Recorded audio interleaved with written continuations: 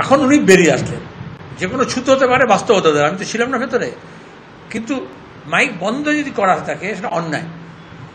গণতান্ত্রিক যে রীতিনীতি, এটা বিজেপি শাসিত রাজ্যে, বিজেপি সরকারে, কেন্দ্র সরকারে কোনো সংস্থা এটা মানা হয় না, সে শিক্ষা প্রতিষ্ঠান হোক আর সরকারি প্রতিষ্ঠানগুলো হোক, সেটা অন্যায়।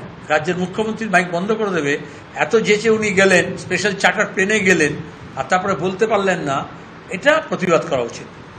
কিন্তু ওনারও বোঝা উচিত মাইক বন্ধ করলে কিরম লাগে।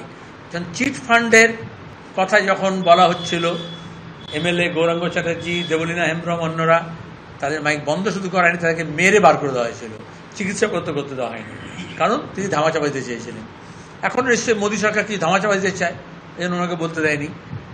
আবার সন্দেশখালীর এই অন্যায় অপরাধ এখন তোমরা এত ফালাও করে বলছো, তখন তৎকালীন এমএলএ যখন আমাদের নিরাপত্তা সর্দার যখন বলছিলেন, আজকের বিজেপি নেত্রী, তখন মমতার ছায়া সঙ্গিনী সোনালী গুহ, ডেপুটি স্পিকার, মাইক বন্ধ করে দিয়েছিলেন।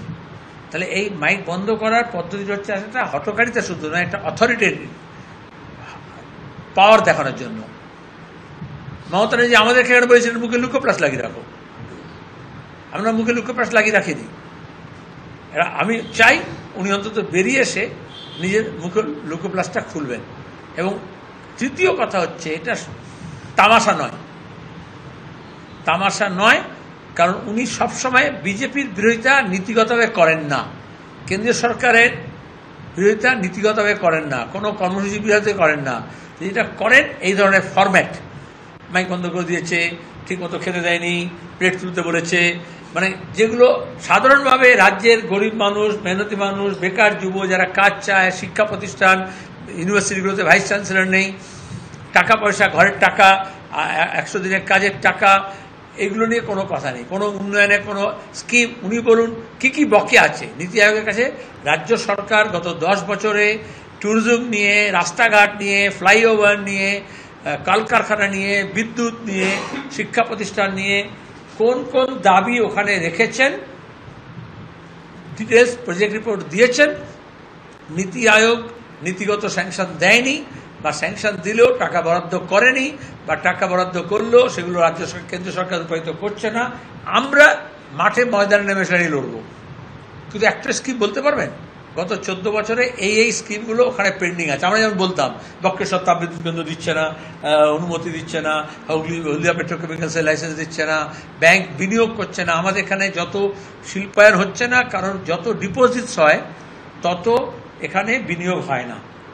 আমাদের লোকজন যত টাকা জমা রাখে তত টাকা এখানে ঋণ হিসেবে এ রাজ্য পায় না, যার ফলে বিনিয়োগ হচ্ছে না, বেকার কাজ হচ্ছে না। উনি বলুন, আর এখনো পর্যন্ত গত 14 বছরে সিডি রেশিও নিয়ে, ক্রেডিট ডিপোজিট রেশিও নিয়ে তিনি কভার বলেছেন, পার্লামেন্টের মেম্বাররা কভার বলেছে, উনি কভার বলেছেন।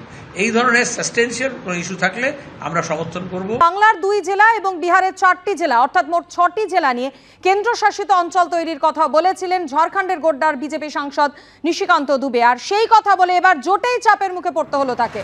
বিহারের জোট শরিক জেডিইউ এর সমালোচনার মুখে বিজেপি সাংসদ নিশিকান্ত। রাজ্য ভাগের প্রস্তাব অবাস্তব, শিশু সুলভ আচরণ করছেন বিজেপি সাংসদ। এই ধরনের বক্তব্য অবাঞ্ছিত উত্তেজনা সৃষ্টি করতে পারে। এই ধরনের বিবৃতি দিয়ে ভেসে থাকা যায়, কিন্তু বাস্তবসম্মত নয়। এক সাংসদের এই ধরনের মন্তব্য করা উচিত নয়।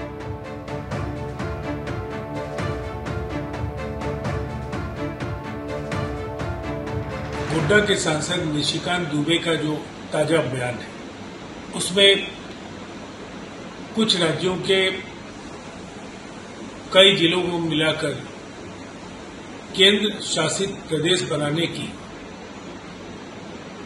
जो मांग उन्होंने रखी है, ये बेहद अव्यवहारिक, बचकाना, अज्ञानतापूर्ण एवं तनाव बढ़ाने वाला इसे बयान कह सकते हैं।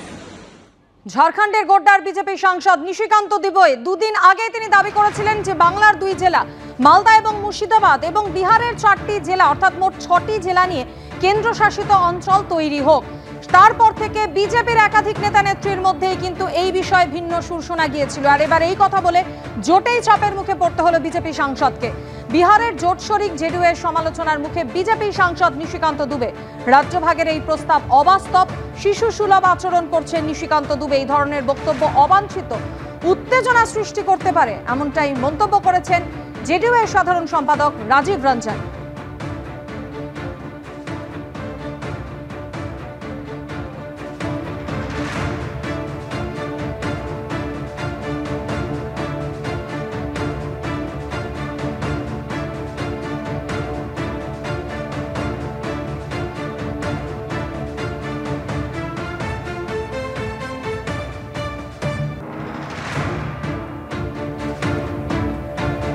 বাংলার 2 জেলা এবং বিহারের 4 জেলা অর্থাৎ মোট 6টি জেলা নিয়ে কেন্দ্রশাসিত অঞ্চল তৈরির দাবি জানিয়েছিলেন নিশিকান্ত দুবে। আর এবার জোটেই চাপের মুখে পড়তে হলো তাকে তার এই মন্তব্যের প্রেক্ষিতে।